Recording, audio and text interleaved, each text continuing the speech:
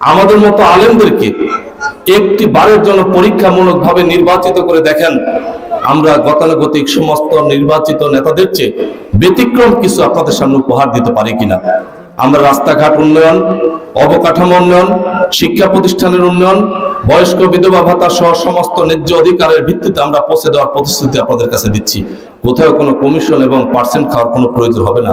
হারাম উপার্জন খেয়ে কাল কিয়ামতের মাঠে সেটাকে রশি বানিয়ে, সর্প বানিয়ে কামড় খাওয়ার মতো নীতি নৈতিকতা নিয়ে জামাত ইসলামী তৈরি করে নাই।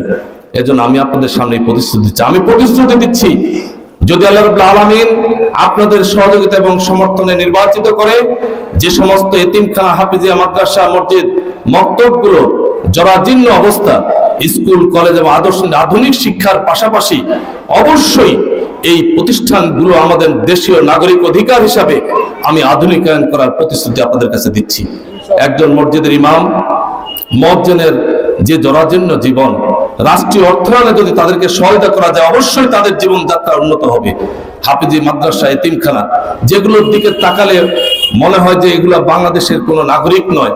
আর আমি প্রতিশ্রুতি দিচ্ছি, নিয়মতান্ত্রিক প্রক্রিয়ায় রাষ্ট্রীয় যে সমস্ত বরাদ্দ রয়েছে, এই বরাদ্দগুলো যদি প্রতিটি এতিমখানা, হাফিজি মাদ্রাসায় ন্যায্যতার ভিত্তিতে পৌঁছায় দেওয়া হয়, কোনো হাফিজি মাদ্রাসায় ছাত্ররা হত দরিদ্রের চিহ্ন তাদের মধ্যে থাকবে না ইনশাআল্লাহ।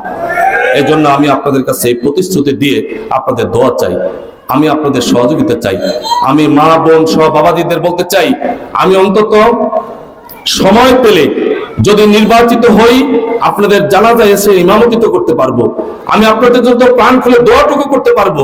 আমি ব্যক্তিগত জীবনে যতটুকু এলেম অর্জন করেছি, আমি মাওলানা মাজহারুল ইসলাম মুর্শিদ আলিয়া মাদ্রাসার প্রিন্সিপাল ছিলেন, তার সান্নিধ্যে থেকে শিক্ষা অর্জন করেছি, ফাজেল কমপ্লিট করেছি, ওখান থেকে কামেল জামুরিয়া অনার্স মাস্টার রাজশাহী বিশ্ববিদ্যালয় থেকে কমপ্লিট করে আজকে ধানাইদা ফাজেল মাদ্রাসার আরবি সহকারী অধ্যাপকের দায়িত্ব পালন করছি।